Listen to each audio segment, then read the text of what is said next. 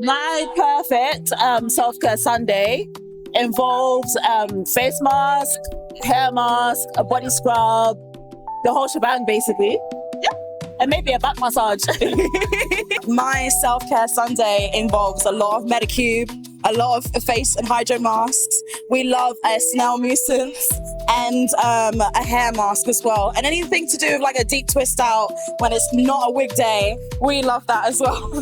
My perfect self-care Sunday looks like green tea, face mask, Netflix, and get my feet done. Yeah.